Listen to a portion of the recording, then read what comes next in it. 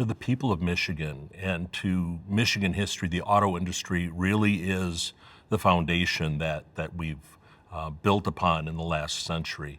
Even if you go back to the 19th century, it was the carriage industry, 4 wheels, 2 wheels, horse-drawn, that put Flint on the map and was so important to Michigan. Flint was the largest producer of horse-drawn vehicles in the entire country. And that grew into transition into the auto industry that we have today. And it was not the inventor of the auto industry. Michigan was not the birthplace of the auto industry, but it was the state, the city that really gave rise the massive industry that we see today.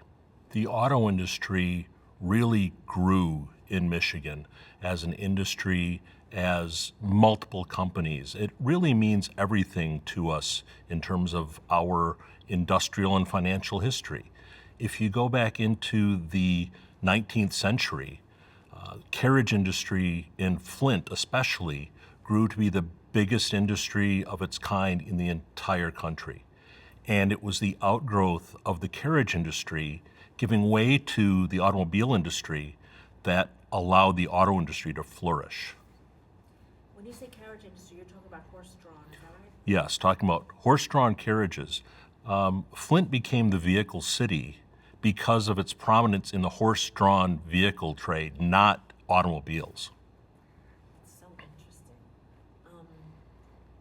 Can you talk a little bit about your personal history? I understand that you sort of grew up with the DNA of the automobile industry, right? And your family, can you talk about that? I was born in Flint and raised in Flint, educated in Flint, and lived in the Flint area for almost my entire life. My father worked at AC Sparkplug before World War II, and upon his return, he went to work for Buick and worked for Buick for a long career as an hourly employee. My mother became a secretary at General Motors Public Relations in Flint. And those two storylines, my dad's connection to building automobiles and my mom's connection to the public relations piece, really gave me a great sense of what I wanted to do. And when I decided that I wanted to pursue engineering, it only made sense to me to pursue it in the automotive industry, and I was accepted and attended General Motors Institute, which is now Kettering University. And I've been with GM since 1979. And what is it that you do at General Motors? My career at General Motors, for the most part, was spent in engineering, in production and assembly plants, and then later in product engineering itself. The last engineering assignment I had was in advanced vehicle development, which was a tremendous learning opportunity and growth opportunity to work between the technical side in engineering and the creative side in vehicle design, the styling people. And then I had the opportunity to take over the newly refurbished Factory 1 in Flint, which is the Durant Dort Carriage Company. It's really the birthplace of GM. It's where Billy Durant and his partner Dallas Dort went into business manufacturing 2-wheel road carts back in 1886. And they grew that business into the largest carriage enterprise in the entire country. And from that success, Durant took over management of the Buick Motor Company, which had just been brought to Flint from Detroit. He grew Buick from 1905, when it had produced 37 cars the year before, to 1908, when it was the largest vehicle manufacturer in the country. They outsold all of the competition, some of them combined. And on that success, Durant formed General Motors. It's so amazing. I have so many It is. questions for you. All right. So if in 1905, they made 38 cars? It was in 1904 they made 37 cars. In 1905, after Durant took control, they made 750 cars. And by 1908, that number was up to 8,000 cars. In 1908? In 1908, 8,000 a year. In 1908, Buick was the largest volume selling nameplate in the country. Outsold Ford, outsold Cadillac. There was no Chevrolet at the time. Louis Chevrolet was a race car driver for the Buick racing team. And that's how he got started with Billy Durant. Oh my God. I went to the Corvette Museum. In Bowling Green. Yes. Yes. Which was so amazing. Oh, it is. That was really amazing. So, this question is not for the interview really, but Okay. you said there was a Two-wheeled road cart, it was called. Two large wheels with a seat that was barely big enough for one person. You might consider it looks like a sulky today. Some people would associate that with horse racing. But this was a very inexpensive mode of transportation, could be hitched up to a pony, had two poles extending from the side. What was unique about this road cart is that it had a patented sprung seat that gave it a superior ride to other road carts of the day. Durant was an insurance salesman. He had no manufacturing background, but he was a good salesman. His partner, J. Dallas Dort, was a hardware store clerk. The two of them combined their resources and went into manufacturing. So it was a rough road at first, but they saw the benefits that this vehicle had, and they decided that they could make something of it. So again, from a two-wheeled, one-horse cart to the biggest horse-drawn vehicle manufacturer in the entire country. Remarkable, with no manufacturing experience. It seems like something that is not possible today somehow. Right. To grow a business like that.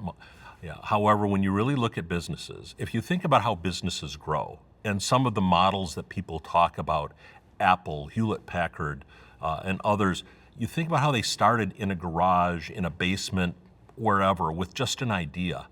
And then, boom, they became world technology leaders. Interesting, just a thought while I'm on a roll. People point out how Bill Gates, Steve Jobs never finished college. Billy Durant never finished high school. He was so driven to work and to get out in the field that he left high school just before graduation. And I'm sorry, Billy Durant was the person that started General Motors? He founded General Motors.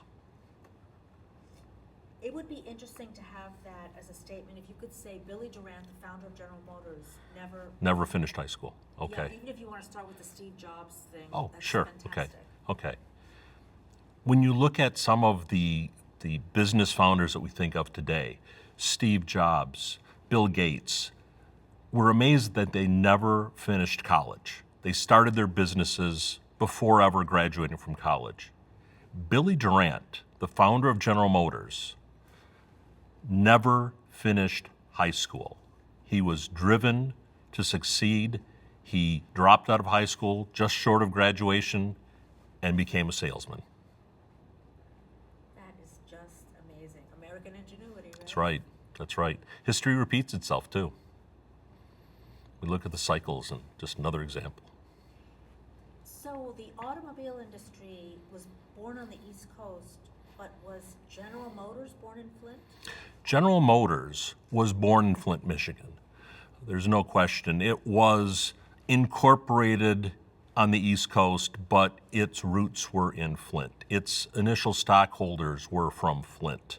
It was built on the financial success of the Buick Motor Company, which was in Flint. So yes, Flint is the birthplace of General Motors. And I understand you're sort of a historian about General Motors? I am. My current business title is, what am I?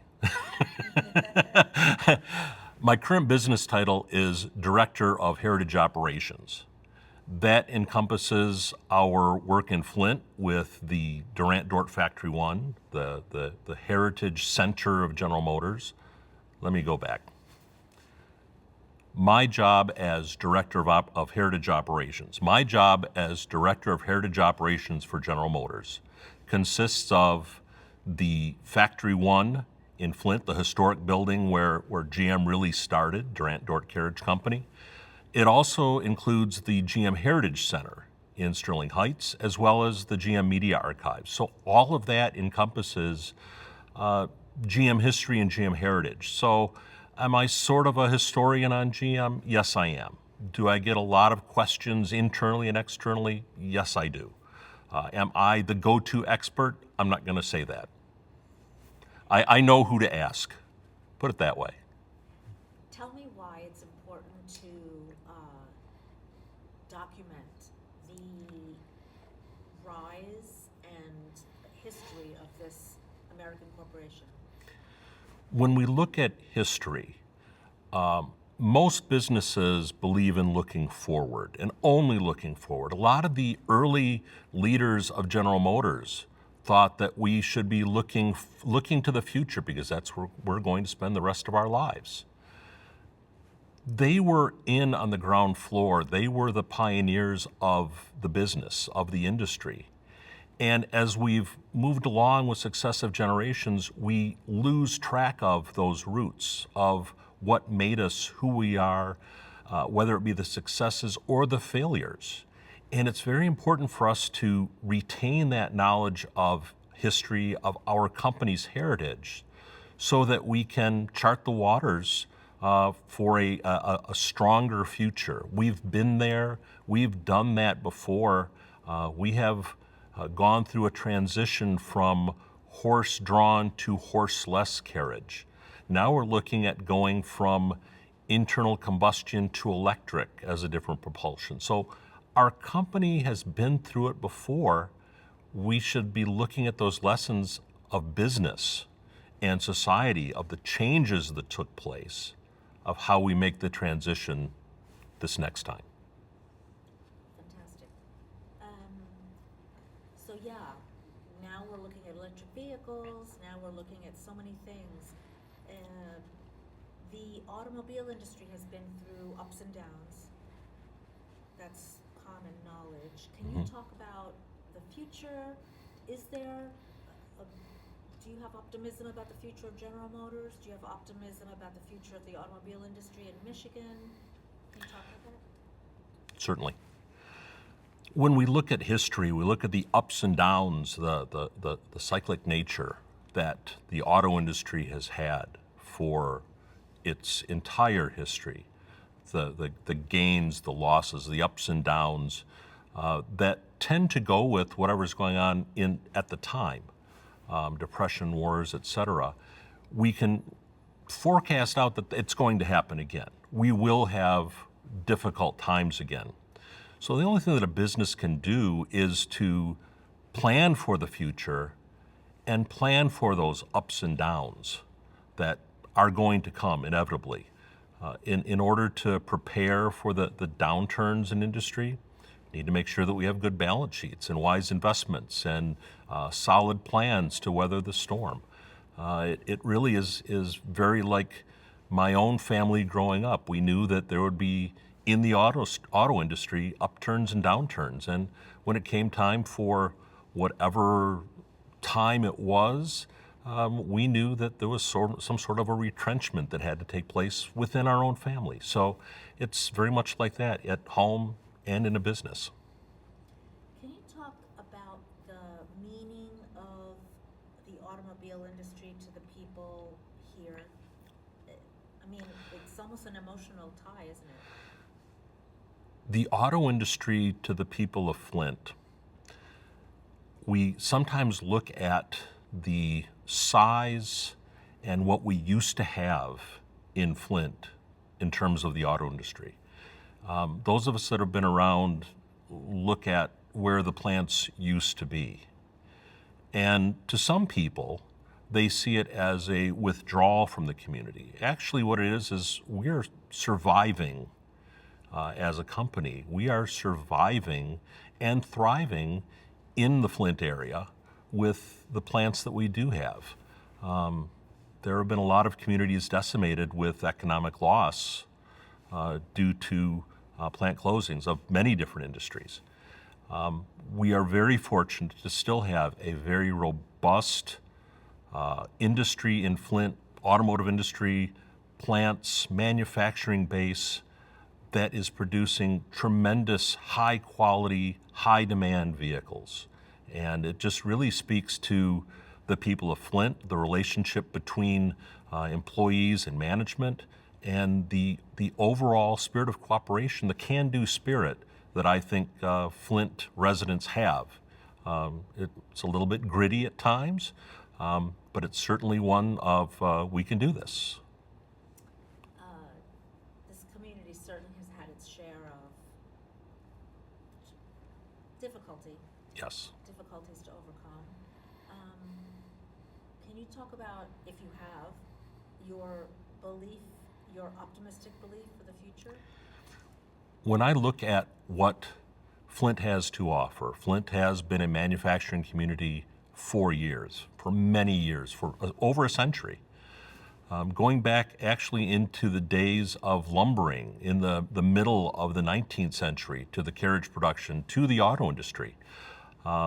When we look to the future, we know that there were some very rough paths where maybe the city, the community, didn't plan for what could happen to the auto industry. That has changed. I see now a lot of growth in healthcare. I see growth in education. I see a community that isn't waiting for the big magical project to come in and just revitalize everything. It's grassroots in nature. It's people that are starting businesses, small businesses, things that they are passionate about, and rebuilding pretty much from the inside out. And that's the growth. People that have been educated here, people that have attended college here, that are now staying in Flint and growing their business, growing the economic footprint. I was in Detroit and I saw a big pioneering spirit there. Even people coming there and starting these little businesses, as you say. I mean, I think that's central to moving forward in a positive way. Yes, when you look at a community, again, not looking for the next big multi-billion-dollar project to come in, but you look at a community that starts from within and grows from the ground up. That's where long-term success is going to occur. Really, if you look at what happened, I'll go back to the story of an insurance salesman and a hardware store clerk that took a loan to start a company to build road carts. And look at what happened to that. It can happen again. It's been happening throughout history. Computers, electronics, road carts, automobiles. What's the next big thing? We don't know what it is, but somebody out there, somebody here in Flint, is going to come up with something that's going to revolutionize the world. That would be fantastic. Is there anything that most people don't know about General Motors that you love to tell? Is there anything that is not general knowledge about your company? I don't know that there's anything that people don't know. It's public facing. We've been around for so long, sometimes people only think back to what they remember or what their parents told them. I like to go back to the beginning. I like to start with the story, again, of these two people that started out building carriages, and then one of them took that business knowledge into building automobiles. The other thing that Durant did with the carriage industry that he carried over into the auto industry was vertical integration. And that's something that has been so integral to growth in industries where we start manufacturing our own parts. And we keep the supply chain moving smoothly because we control it. Those are some lessons that we can glean from our own past, but we have to go back just a little bit farther than what most people typically do. Would you consider the automobile industry to be like one of the pillars of American industry? The automobile industry is a pillar of American wealth. It's a pillar of American freedom, the open road. It expresses so much of the American spirit, and we need to nurture that. There are a lot of forms of transportation, and that'll continue to grow, whether it be automobiles or flying machines or trains or boats or whatever. We need to look at how people get from point A to point B and to make that trip as seamless and convenient as it possibly can be. That's really the spirit that we're talking about. It's how America developed with large open spaces between cities. And it's that foundation that will grow again. I mean, we all have emotional, particularly to cars. You know, I remember the car my father drove when I was a kid. You know, I remember chrome, all these things. Right. We think when we think about cars, we can go back to our childhood and remember so many. We have so many memories that we can picture our mothers, our grandmothers. When we're of a certain age, maybe it was having the seats of a station wagon folded down and going on a long trip, and you just laid in the back seat because we didn't have safety standards back then. But those are all part of those experiences growing up. We remember chrome knobs and brightly painted dashboards.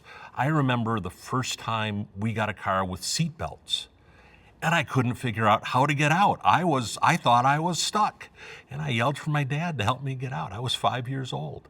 But we have those things. There's a person whom I met that whose mother drove across the country in a Chevrolet Bel Air, and she basically wrote a diary, and her mother had let me go back. There's a woman who I know that whose grandmother drove across the country in a Chevrolet Bel Air. Her grandmother was born in Ireland, and she had 2 young children. She decided she was going to learn to drive. So she got this car, she learned to drive, and she took these 2 young kids on a trip across America, took copious notes of everything that they saw, the people they met, the things they did, sleeping out under the stars just on the side of the road. And this author wrote a book about her grandmother's trip and then recreated the trip.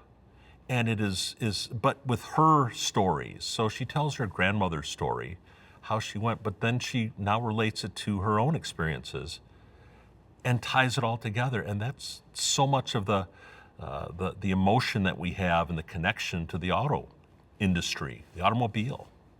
No, I mean, cars, of all the things that we own during our life, cars seem to have this very particular emotional hold on us. Working with heritage vehicles, we have visitors that come in, and there's something about looking at these old cars, the bright paint jobs, the chrome, the lines to them. They have a way of eliciting emotions and pulling out these deep-rooted stories, these passions. Somebody will run a hand across a fender line or point to a knob or whatever it might be, and there's a whole story about how their mother did that or their dad did this. Some of the stories are great and they're fun, and sometimes it's about a fender bender that they recall. But there's still stories and everything's connected, and they're pulling these old memories out and reliving memories from childhood or adolescence or young adults. But it is so fun to watch how people are so connected to the cars. What do you do with heritage vehicles? I mentioned that I'm part of my job is the GM Heritage Center. The General Motors Heritage Center is located in Sterling Heights, Michigan. It's really an industrial warehouse building, but we showcase a portion of our heritage vehicle collection. It's not open to the public, but it's about a fourth to a third of our overall heritage fleet. Some of the real gems of the collection are on display there, and we use it as an event space. So We do have film crews that come in, sometimes magazines.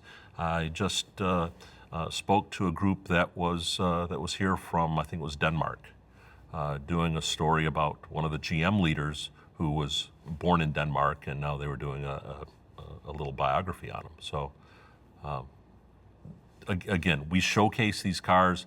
We try to have a mix of all of our brands and all of the years, pioneer vehicles, and we can tell the stories. The vehicles themselves have stories to tell. We can take those stories and mix them together and use that to tell the story of our company. That's fantastic. I love vintage cars. Oh. It's really nice.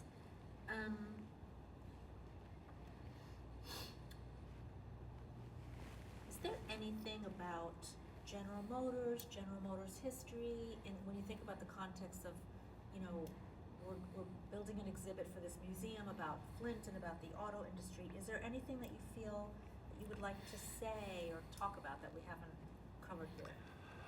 When I think about Flint's place in the auto industry, I often think about it in contrast to the Motor City, to Detroit. Being a Flint native, I almost take offense to that, because Flint was the vehicle city long before Detroit was the Motor City.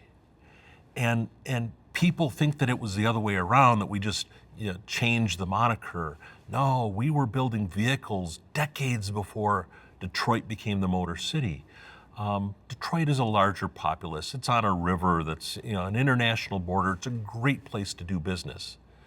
But I think if we really look at the number of cars that were built in the city of Detroit versus the number of cars built in the city of Flint, if somebody was to do that research, they might find that the city of Flint has produced more automobiles, more trucks, more motorized vehicles than Detroit, and probably more than any other city in the world. Wow, that's amazing, because I also assumed that Flint was more of an outgrowth of... It was really the other way around. I have an article that talks about what Durant could do for Detroit. Durant had already started Buick, or launched Buick in success. He started General Motors, and Durant was now looking at buying property in Detroit to build a plant. And people were thinking, wow, this is great. General Motors is coming to Detroit. People talked about Dave Buick when he left Detroit and came to Flint. They said, oh, look what we lost. Look what we could have had.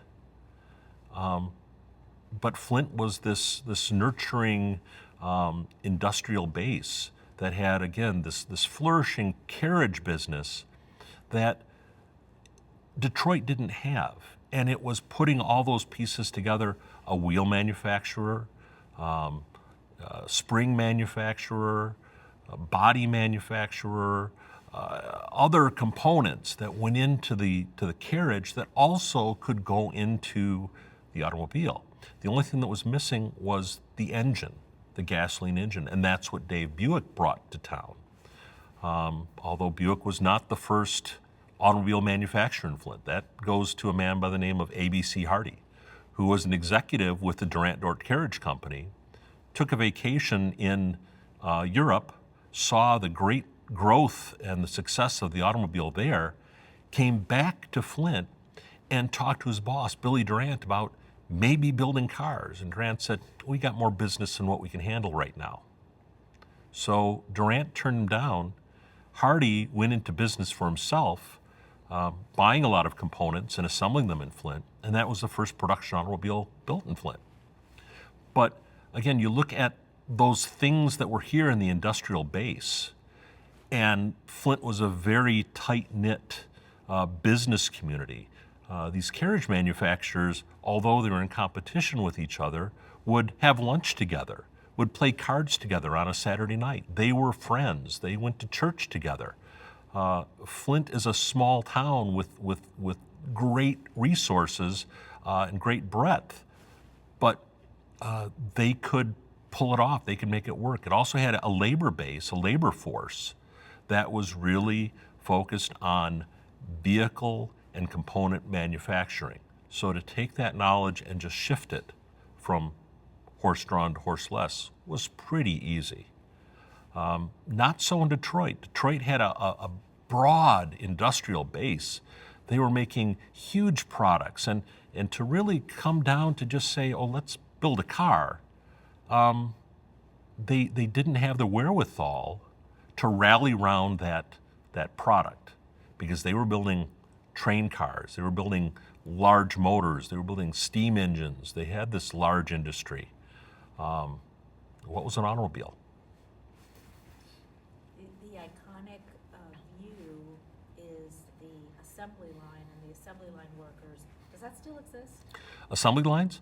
Assembly lines still exist. I will say, when you look at the assembly line, the moving assembly line, a lot of people give Henry Ford credit for inventing that. That's not true. The moving assembly line was used in other industries. It was used in components. His company successfully implemented that, adapted it to the automobile industry, but it was being used elsewhere. And that's needed for high volume. Yes, assembly lines are still used in the auto industry today. They're reconfigured somewhat, and depending on how the vehicle goes together, kind of depends what that, or will result in what that line looks like. The assembly line for an old traditional body on frame vehicle with an engine and a chassis, and then the body gets married to that, is very different than a unibody construction that became popular, where there's a complete body and the engine just goes up and bolts to a part of it, and the subframes. And that's even different than when we start talking about electric vehicles that have each corner is a drive unit, and there's a battery pack in the middle instead of gas tanks and fuel lines and whatever else there might be, and drivetrains, because the drive unit is at the corner of the wheel, the corner of the vehicle. So it is a very different configuration of assembly line than what a traditional automobile, as we've known for the last century, would be. This industry is really changing. In the auto industry, we're seeing as much, if not more, change today than we've seen in the last 100 years. We really can liken this change as we go from internal combustion to electric propulsion, very much like horse-drawn to horseless. The level of change in the technology and the level of change in the public's perception and acceptance of that change. So it will continue to grow. I know that there's resistance now. 100 years ago, 120 years ago, there was resistance to the automobile. So it will continue to change, it will continue to evolve, and it will continue to grow. That was really well said. Are you proud to be from Flint, Michigan, and are you proud of your history with General Motors? Can you speak to that? Sure. Having been born, raised, educated, employed in Flint, Michigan, I am incredibly proud to say that I'm from Flint. I have to say I've never lived within the city limits, but I'm very proud to say that I'm from Flint, having grown up in suburbs. When I lived outside the country for a short term, I would tell people I was from Flint. And I do say it with pride, because I look at the many things that men and women from Flint have produced, have developed, have contributed over the years. And yes, there is a tremendous pride there. We've had problems like any city has, any large city especially. But again, there's that greatness and that pride of we can do this, we can overcome, that seems to resonate throughout the community. And I am a proud Flint native. And I'm sorry. What about, what do you feel about being a native of General Motors? When I think about my time with General Motors, I'm a I'm a product of General Motors. My mom and dad worked for General Motors, and I learned so much from them. If I look at aunts and uncles that work for General Motors, my brother worked for General Motors. I then look at my wife, whose father worked for General Motors, whose grandfather worked for General Motors, and whose great-grandfather for a very short time worked for General Motors. I love it. And then I go to the next generation. My son and his wife, both are engineers with General Motors. So we've gone for another generation. And at the time that my son was making his career choices, he knew he wanted to be an engineer, but I was somewhat reluctant to push him toward the auto industry because of our ups and downs and the problems that we had gone through.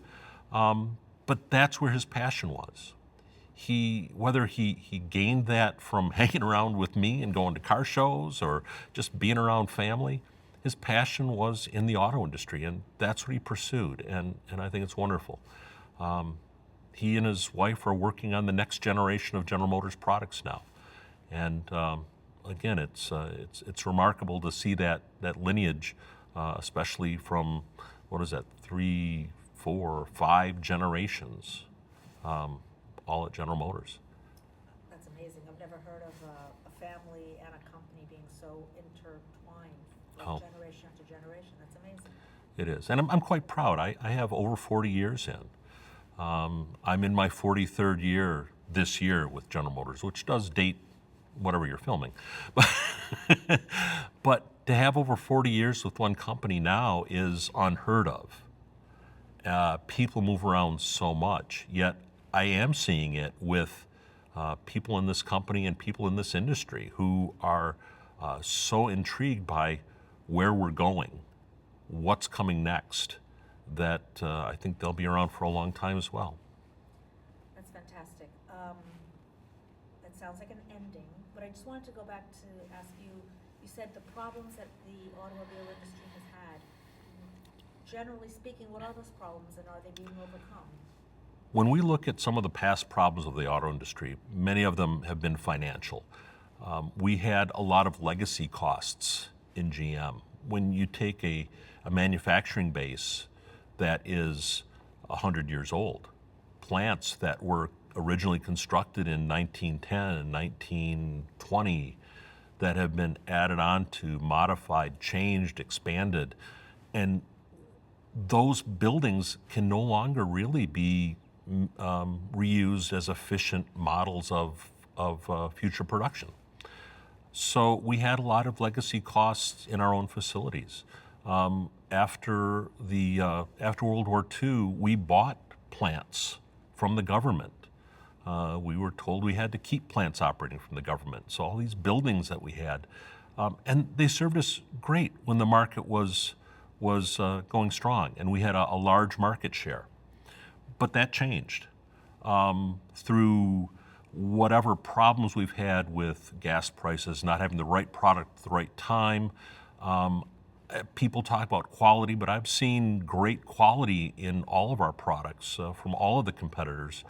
And if you go back in time, our competitors had quality problems too. They may have just been different. So it's been a problem for the whole industry, but we hit a definite rocky spot back in 2008, 2009 with the global financial crisis.